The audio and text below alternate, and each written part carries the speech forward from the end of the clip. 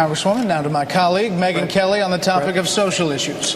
Governor Huntsman. Just one issue. I just want to respond to my friend Rick Santorum here. Is the microphone working? It is. Thank you.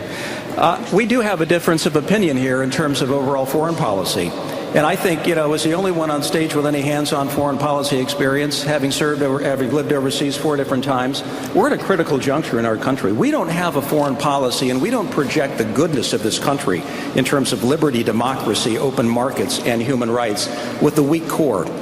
And right now in this country, our core, our economy is broken. And we don't shine that light today. We're 25% of the world's GDP. The world is a better place when the United States is strong. So guiding anything that we talk about from a foreign policy standpoint needs to be fixing our core. But second of all, I believe that after 10 years of fighting the war on terror, people are ready to bring our troops home from Afghanistan, Rick.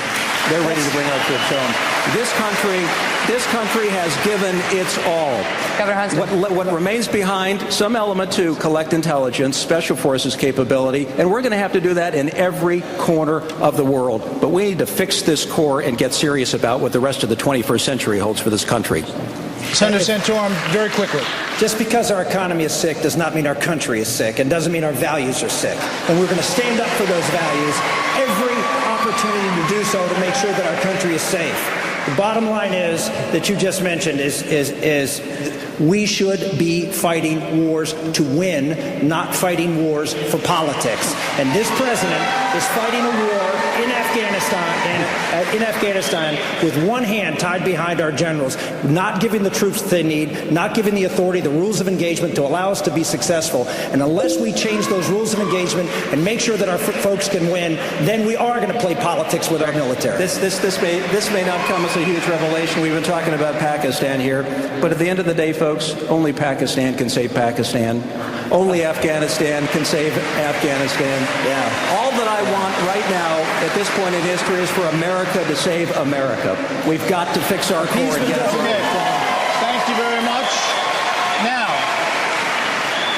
as I originally said, Megyn Kelly on social issues. And now I'm moving on from you, Governor Huntsman, to you, Congresswoman Bachmann.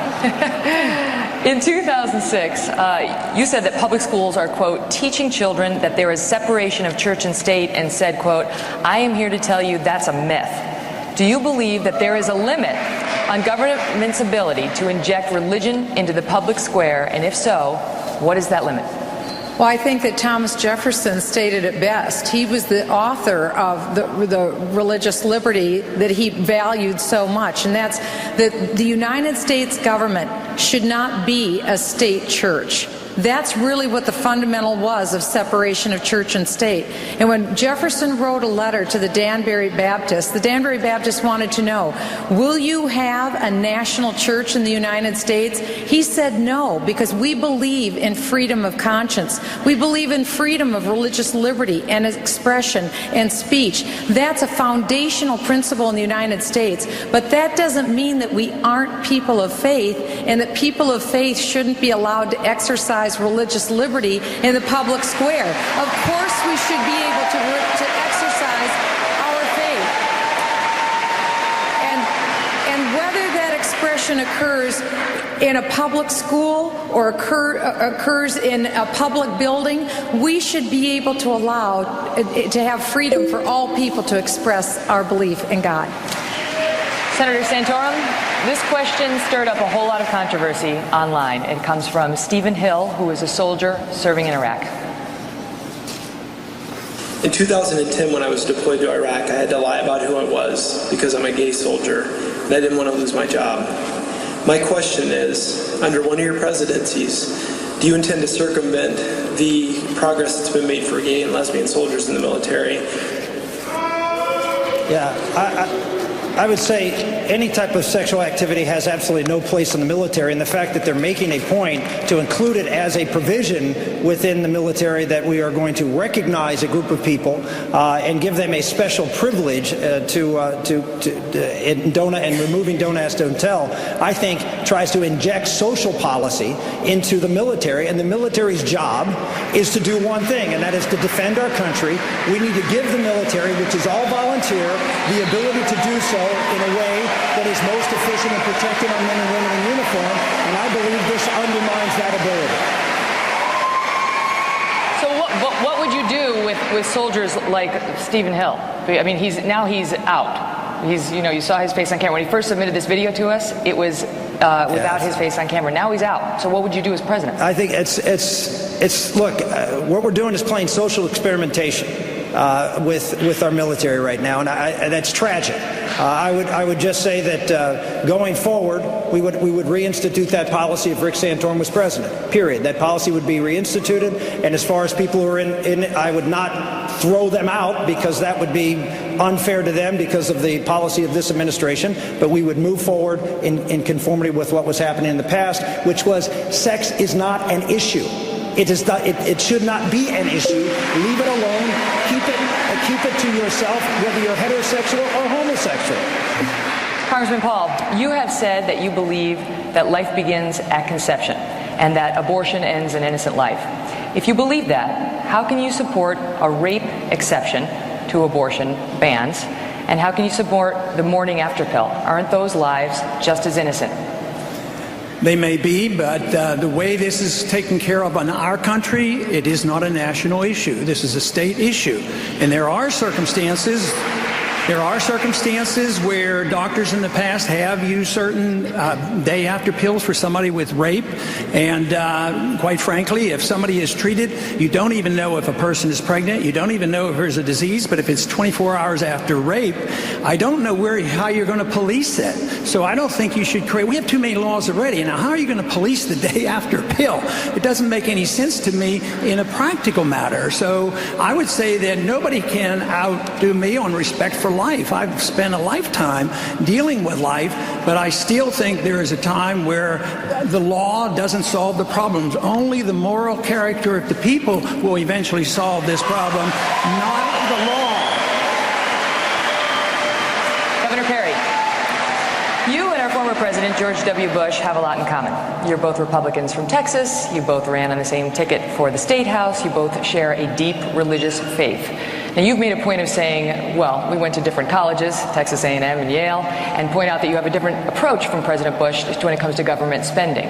But what are the other differences that you can cite between you and President Bush, and what say you about these reports that there is some bad blood between the two of you? Well, let me address the last issue first, and we got a great report.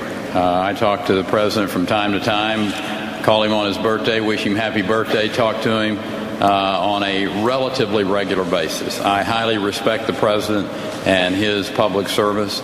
What we have in difference is probably as much as in style as in substance on various issues. For instance, I was very vocal in my disagreement with him on Medicaid Part D, that the federal government should be involved in that very expensive program. And I was also vocal against No Child Left Behind. It gets back to the federal government has no business telling the states how to educate our children. Thank you, Megan.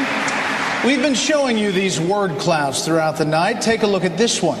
All of the questions on health care. You can see the big word there, Obamacare. Chris has the questions on health care. And we'll get right to that question of Obamacare. Mr. Kane, you are a survivor of stage 4 colon and liver cancer. And you say if Obamacare had been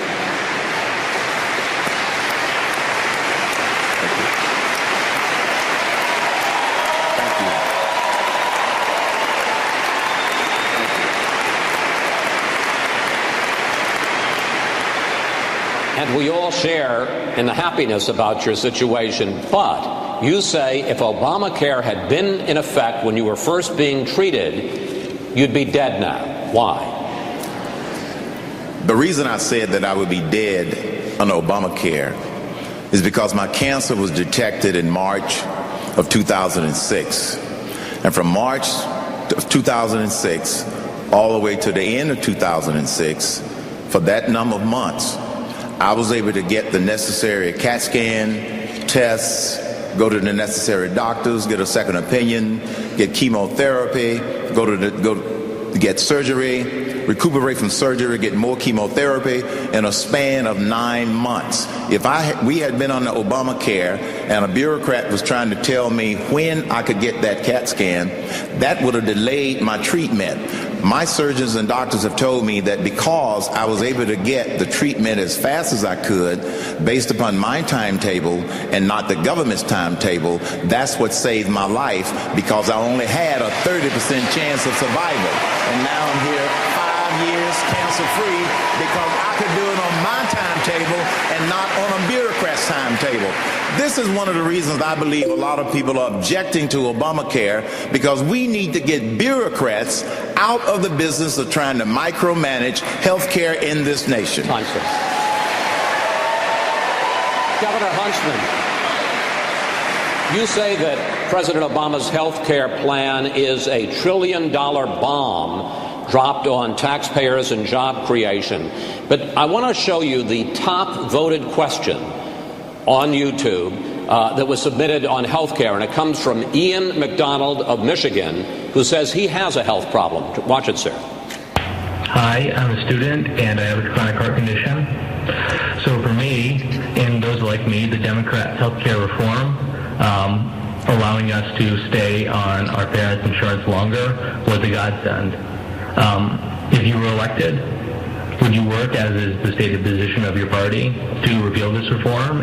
And if so, are we supposed to just sign up for 12 credit hours and pray really hard that our ailments don't prevent us from going to class? Governor, what about provisions that Ian talks about, for instance, the one that allows kids to stay on their parents' policies until they're 26, or not limiting coverage for pre-existing conditions? President Obama says the only way that insurance companies can afford to provide those kinds of reforms is with the individual mandate, where they get a lot of new customers. When I hear this discussion, I think of my daughter Elizabeth, who's sitting on the front row, who suffers from juvenile diabetes. And I also am reminded that we're fundamentally approaching health care reform the wrong way. This $1 trillion bomb that Obamacare means to this country over 10 years is creating such uncertainty in the marketplace that businesses aren't willing to hire. They're not willing to deploy capital into the marketplace. It has gummed up our system. So you say, what do? I say we go out to the states and let the states experiment and find breakthroughs in how we address healthcare reform. Healthcare reform, it's a $3 trillion industry. It's the size of the GDP of France. It's large, it's complicated. All I want to do is do the kind of thing we did in the state of Utah. In direct response, we need affordable insurance policies. We don't have affordable insurance policy today. We got one in the state of Utah, a stripped-down, bare-bones, catastrophic coverage policy that young people could finally afford. And then you can start whittling down the high percentage of the people who are uninsured in this country because they have an affordable policy. That's number one. Number two, we have to deal with cost containment measures like harmonizing medical records. We were the first state to do that. So let's forget about federal fixes and solutions and turn to the states where we're going to find real breakthroughs and real answers to this terribly difficult and complicated problem. Thank you. Thank you, Governor.